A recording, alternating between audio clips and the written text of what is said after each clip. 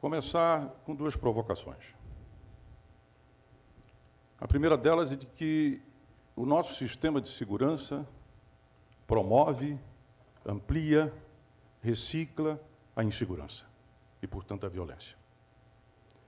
A segunda delas, das provocações, é saudar a distinta plateia, vítima e sócia do crime organizado no Brasil. Sobre isso, voltarei ao final. Quero dizer que a minha visão que eu vou expressar aqui da segurança pública é autoral. Portanto, não tem nenhuma pretensão de abarcar todos os temas envolvidos e aspectos, e alguns deles até de muita importância. Quais são os pontos que eu quero falar, que para mim são essenciais na segurança pública no Brasil hoje? Primeiro deles, sistema prisional.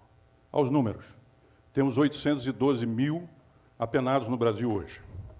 Eles crescem 8,3% ao ano. Em 2024, serão uma Porto Alegre, com 1,5 milhão. Hoje, as 1.500 aproximadamente unidades prisionais existentes no Brasil estão sob o controle das facções criminosas. Certo, professor Manso? Isso quer dizer o quê? Que essa instalação, que é pública, que é de Estado, hoje é totalmente controlada por facções de base prisional. O que quer dizer isso? Quer dizer que as facções que surgiram dentro do sistema prisional, PCC, Comando Vermelho, Amigo dos Amigos, Terceiro Comando Capital, Sindicato do Crime, Bonde dos 40, Família do Norte, Defensores ou Guardiões do Estado, são 70, surgiram dentro do sistema prisional. E de lá controlam o sistema prisional. O que quer dizer isso? Que o Estado não garante a vida de quem põe dentro do sistema prisional. E o que faz aquele jovem que foi parar lá dentro? São 55%. Negros, pobres, baixa escolaridade, baixa renda. 55%. Famílias desestruturadas. Baixa ou pouquíssima renda e educação. Para sobreviver, eles se filiam às facções criminosas. Certo, doutor Daelo? Esse é o nosso sistema prisional. Esses jovens que têm baixa educação e formação profissional, 85% deles não têm nenhuma educação. 82% não têm nenhuma atividade laboral. E os nossos doutos juristas nos dizem que o sistema prisional é exatamente para poder gerar a reinserção social? Como? Como? Como fazer isso? Mas isso é uma discussão interditada. Não há essa discussão. E não há essa discussão porque nós, vítimas dessa violência, queremos que os tirem das ruas. E toda a discussão se dá sobre repressão, ponto. Passo para o segundo. Juventude de periferia, negra e pobre, de 15 a 24 anos. Morrem 2,5 vezes mais, nos matam bem acima da média. Se você tem uma banheira transbordando na sua casa, o que é que você faz? Você fecha a torneira ou fica tirando a água de balde? Nós ficamos tirando a água de balde, não fechamos a torneira. Porque esse jovem que migra para dentro do sistema prisional e depois sai escravo das facções e que nos violentam, não existe nenhum programa nacional de prevenção social para esse jovem. O que quer dizer o quê, senhores? São 11 milhões dos nem emprego, nem escola. Quer dizer simplesmente o seguinte, que não há colete, que não há polícia, que não há veículo, que não há orçamento que dê conta disso. Este é outro debate também interditado. Não se discute isso. Vamos adiante. Drogas. Aproximadamente 40% dos que estão hoje presos lá dentro, 181 mil, alguma coisa assim, ou mais, é por drogas. O nosso sistema judiciário, ao ter uma lei de drogas que não faz a separação, não tem quantitativo entre o usuário e o traficante, passa a régua e manda todo mundo lá dentro, inclusive quem não tem antecedente criminal, para a escola do crime, o home office do crime, que é o sistema prisional. Beleza? Então, ou bem, isso está na mão do Supremo, e o Supremo vem evitando tomar essa decisão. Enquanto isso, jovens vão lá para dentro, sem oportunidade, sem sonhos, sem projeto de vida, sem dignidade, ficam vulneráveis. Isso também não é objeto de discussão. Vamos adiante. Polícias. Faço aqui a minha homenagem aos polícias e policiais e toda a comunidade de segurança. Devemos muito a eles. Mas é preciso dizer algumas coisas. Recente reportagem do Estado de São Paulo comprovou que nós temos milícias que são formadas por policiais e ex-policiais, policiais da ativa e ex-policiais, em 24 dos 27 estados. O que dizer sobre isso?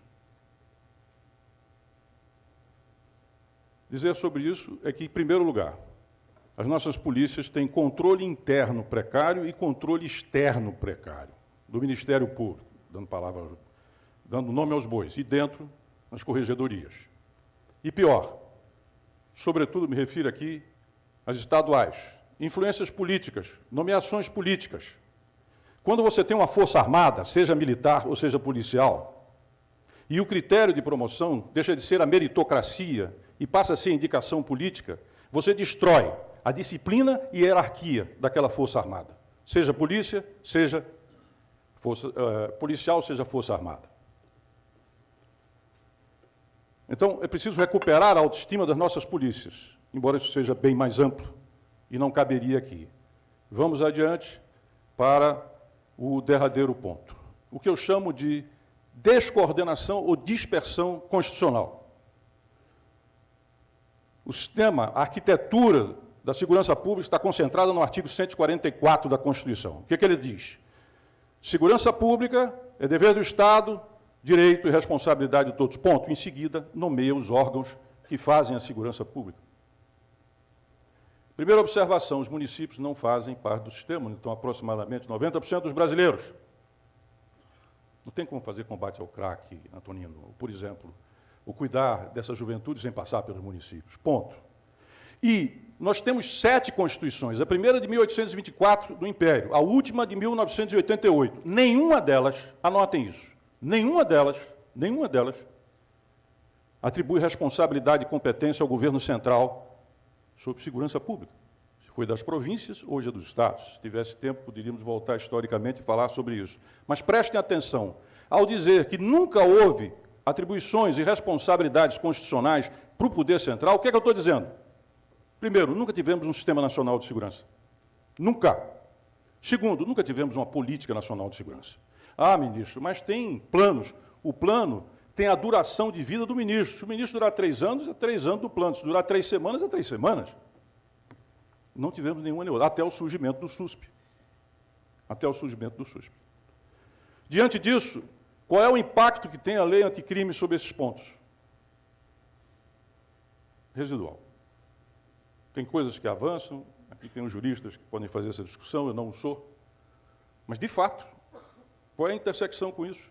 Aumentar a pena o quê? Para botar mais menino dentro do sistema prisional? Para virar o quê? Escravo do PCC?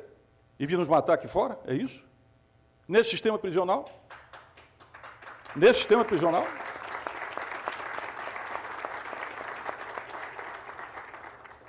Não vai dar tempo para fazer as propostas de soluções. Se tiver debate, a gente faz. Não precisa encerrar no tempo. E o que eu quero dizer, e volto ao primeiro tema, por que somos vítimas e sócios disso? Vítimas, todos nós sabemos. Por que sócios? Porque nós insistimos nesse modelo absolutamente falido. Porque nós reforçamos isso. Porque nós, como não podemos dizer bandido bom é bandido morto, a gente quer que os tire da rua, sem nenhuma responsabilidade, nem antes, nem depois. Não se faz uma nação pela metade ou só para alguns. E é preciso ter responsabilidade com relação a essa juventude. Não estou falando de individual, de caridade. Estou falando de políticas públicas voltadas para esses jovens.